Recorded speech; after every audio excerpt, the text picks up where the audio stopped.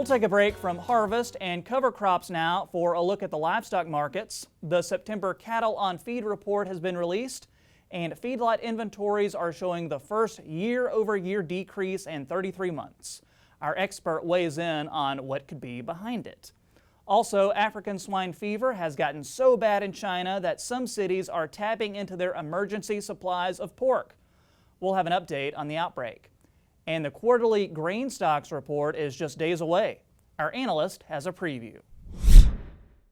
Dr. Scott Brown is the Director of Strategic Partnerships for the University of Missouri's College of Agriculture, Food, and Natural Resources. And we always love to hear what he has to say with what's going on in agriculture. Scott, thanks for being here with us. Yeah, thank you very much for having me on today, Troy. And Scott, I'd like to begin with the September cattle on feed report. When you were reading through the numbers, what stuck out to you? Well, I think out of the gate, the thing that stuck out to me was when you look at the placement numbers, 91% of a year ago in terms of August placements. That certainly surprised many in the marketplace from a pre-report standpoint, and suggest at least smaller numbers placed in August. And you, on top of that, look at cattle on feed as of the beginning of the month, and we were actually down for the first time about 1.3% relative to a year ago. That's the first decline we've seen since December of 2016, so it's been a while since we've talked about a smaller inventory of on feed. So how much of this report was a reaction to last month's Tyson beef plant fire? So I certainly think producers are making some decisions relative to the prices they've seen since that fire. As we know, cattle prices have generally been moving lower since then. I always go, to me it's a combination of a couple of factors that I think have been at play that maybe have at least pushed some of these calves further down the road in terms of entering the feedlot. The lower prices that, again, partially I believe are the result of what we've seen with the loss of capacity.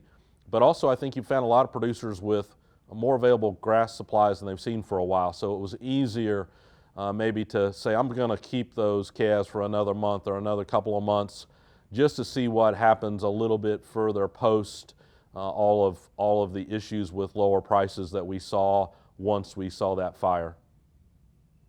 So since we are past Labor Day, now officially into fall, the time of year when beef demand does start to slow down, what would you like to see this last quarter of 2019, or maybe even as we get into the first quarter of next year?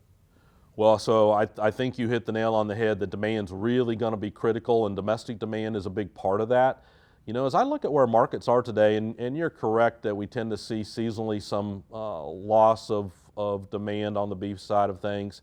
Yet when you look at the choice box beef price that we've seen recently, we're still about 12 cents above where we were a year ago at this time. So we've frankly seen higher quality beef products from a price standpoint that have been at very nice levels.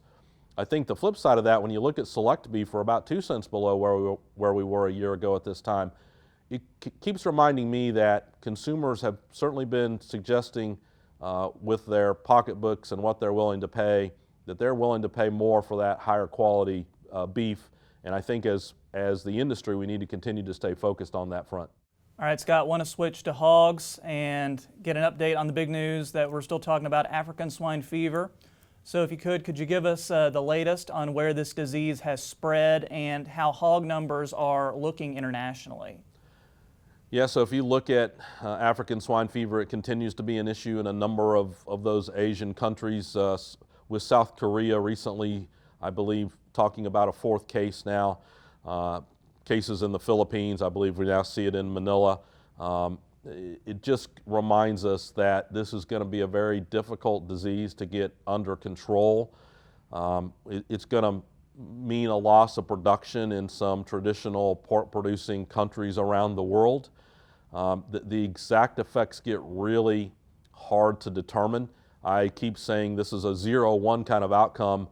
We tend to be heading towards the 1, though, of it's going to be a pretty big event. And it's more the loss of production. You look in a country like China, hog prices are moving dramatically higher. I'm wondering at the end of the day whether we just see reduced domestic consumption in China as much as we see growth in imports from other countries, and United States in particular. To me, when I look at hog markets, we have a lot of excitement about the potential to be able to trade more pork with China, yet it's an on-again, off-again kind of relationship that's developed.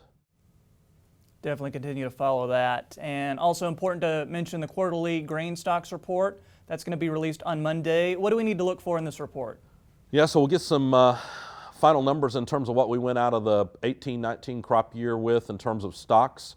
I'm not sure that there's too much that worries me. I guess on the soybean side of the equation, when you saw USDA go from the August WASDE report to the September report, they were reducing soybean ending stocks.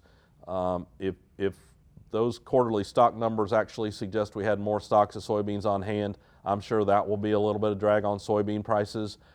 I'm not sure that we can get much of a bounce on the positive side with what might be lower than expected stocks of corn and soybeans as we continue to stay focused on ultimately yields and production. But big report in terms of getting out of last year's crop year with just how big stocks are. You know, anecdotally, I'll keep hearing producers who will suggest they've got a lot of old crop corn that they haven't moved yet.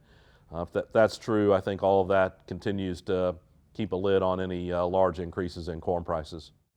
Dr. Scott Brown, pleasure as always. Appreciate you joining us today. Hey, you bet, Troy. Glad to be on.